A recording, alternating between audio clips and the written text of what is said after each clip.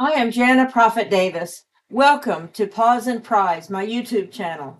I'm excited to present you conversations with breeders and owners of top winning dogs, top owner handlers, top junior handlers, top professional handlers, and other people that you might find informative and interesting concerning top dogs in their fields. I am happy to introduce to you Brenda Cassell. This episode is going to focus on her history, her breeding program, what she does for her puppies, and how she selects new puppy buyers. Where does the breed come from and what is their function? She is a preservation breeder dedicated to keeping the breed of Basenjis pure and viable. We are going to see some ringtime video of her Grand Champion Bronze Signet Southern Bound, owned by Brenda and her daughter, Ciara Cassell. Ciara is a wonderful handler and will carry on Brenda's breeding program in the future. Most importantly, we will hear advice from a professional in her field.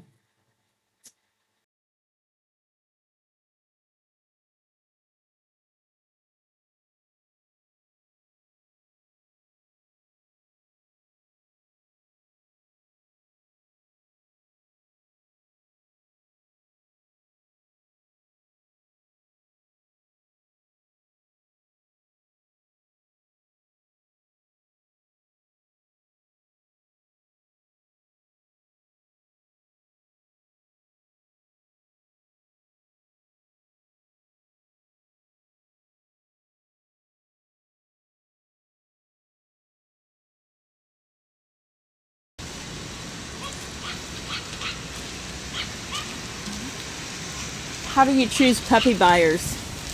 What's your process? So we interview our buyers by phone when they first inquire, ask them about their yard. Basenjis need a yard. They are not apartment dogs. People are confused by the fact that they're barkless, so what a great dog for an apartment. Absolutely not suitable for an apartment. I will rarely sell to an apartment or a townhouse, and it's only if the buyer has immediate plans, they're in the process of building a house, to move into a house. I do not believe puppies should be raised in an apartment. The puppies especially need to have free rein. They need to be outside running constantly. I think that makes a healthy, happy puppy. So I want to know, do they have a yard? Is it secure? What kind of fencing is it? Do they have, if it's chain link, do they have concrete around the end? If it's a wood fence, does it have any holes? Does it have any weak planks? All those would need to be fixed. They are also required to send me pictures of their house and their yard so that I can see to make sure it's suitable. I can give them hints for when they bring the puppy home. For instance, they have a tiled kitchen. They have an area that they can put a doggy gate across. It's a great place to start with your house training of your puppy. You don't just take a 10-week-old puppy and turn it loose in a house and expect it's not going to have accidents. So we discuss those things. We discuss their activity. They're best in an active lifestyle home, a home that people love to walk, or they hike, they do things like that. So we're looking for a more active home. It's not absolutely necessary, but we like it. If they have children, we want to make sure that the children are at an appropriate age to where they understand how to handle a puppy, that they aren't too rough, that they're not afraid, they don't scream and yell and run away from a puppy. So we want to make sure that that's going to work. And then we discuss our policy that the puppy cannot be sold or given away to anybody. If there's a problem, an issue with the dog, at any point in time, it comes back to our house. Do you have specific goals in your breeding program, or is it pretty much established since you've been breeding so long and you really know all of your get? How many generations back do you know your produce? That's really a good question. I usually breed my bitches for the first time at 3 to 5 years of age. I don't jump into it right away, so my stock, this benefited me in the age of Fanconi because Fanconi would show itself at 7 years of age. So if I would breed a bitch at 5 for her first litter, by the time it was time for her second litter, because I would perhaps breed twice, I would have a really good idea. Also, her parent would be 10, so I would have a really good basis for my breeding program. Goals in your breeding program? So we breed a bitch once or twice. Usually no more than that, unless it's a super small litter with one puppy or something like that. We wouldn't be repeating it. I feel like if you breed a bitch twice, you've got plenty to go forward with. In today's day and age where you just don't have as many puppy buyers as you used to have, that's really the more responsible thing to do. When I breed a litter, I am breeding for show puppies. I am breeding to improve that. I agree with you, Captain. I am breeding to improve that bitch and that dog. I want them to be the top of the standard. I want them to be excellent in everything they do, both health, temperament, conformation, all of that. So each litter that I produce is done in mind that I'm going to want to produce the best of the best. In addition to that, preserving purebred dogs is very important to me. I consider myself a preservation breeder, having been in this breed since the late 70s. I bred my family's dogs. I was the one who did the physical breeding when I was 13, 14 years old. I put the bitch and the dog together. I did the breeding. I did the whelping. I would come home from school on my lunch hour to check on the dogs while my parents are at work. And there was times when the bitches were whelping and I had to stay home from school. And my teachers thought that was crazy, but they were very intrigued by it. But so I did all this. I did all this from the time I was really, really young. But we talk about the environment we're in with dogs right now, where you have so many anti-breeder people. Purebred dogs are important, and let me tell you why. When you go to a shelter to adopt a dog, you have absolutely zero idea, you have zero expectations, you do not know what you're getting. You take home a dog that looks and appears in that environment to be fine, and you get it home, and things change. The same is true of my puppies. When you take my puppy home at 10 weeks, I can tell you what I've observed and how the puppy is. But I always tell my buyers, once you get them out of this environment, where it's very controlled and very structured, and you take them home, things can be different. So, in order for a family to get themselves a really good dog that meets their criteria, they should have the ability to choose what they need. What works for them? Do I live in an apartment? Do I need a little dog? Am I going to carry it around? Can I lift a dog up in the event I get into an emergency or I have to go to the vet or a dog gets in a fight? What do I need? What kind of family lifestyle do I have? How long am I gone from work? What does my lifestyle look like when I'm at home? How much time do I spend with my dog? How much time does my dog need? Am I going to go for walks? Am I going to go to the dog park? Some breeds are okay for a dog park. Many breeds are not suitable for a dog park and should never be there, Basenjis included. So people should have the ability to choose a dog that meets their lifestyle and their expectations. And health-wise, you don't want to get a dog and take it home and you get you get a free dog or a $45 dog from the shelter, which is great. You get it home and you find out that you have a $7,000 to $10,000 to $12,000 vet bill in the first 12 months because you didn't know. So purebred dogs are important. There's a function that they provide, the health that they provide, the stability, the temperament that they provide. It's really, really important. And there's a set of behaviors that you know what you're getting if you pick that particular breed. Yes. Each breed has certain specific behaviors that you can pretty much expect, and that is part of the selection process. It's important that you choose a dog that's going to be there for you for your lifetime, for its lifetime. And most dogs live between 8 and 16 years old.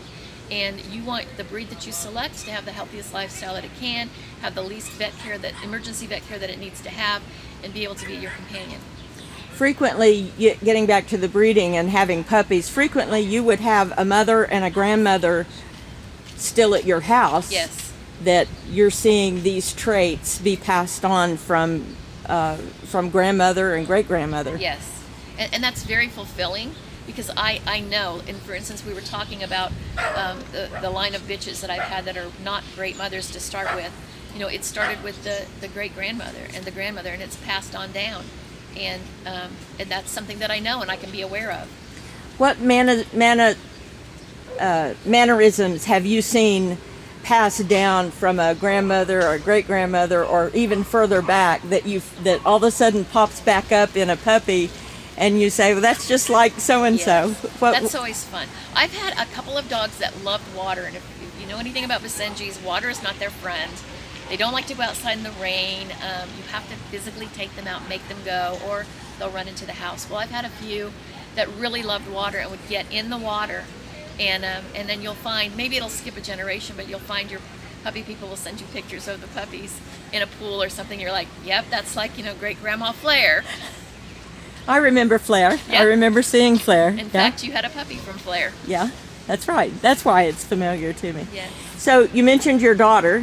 What's her the one that is professionally showing now as a handler? What is her name? So my daughter is Ciara Cassell, and she is partnered with Matias Mato, and they handle dogs in the Texas area. And he's been showing dogs. I know he grew up in Argentina showing dogs since he was a young boy.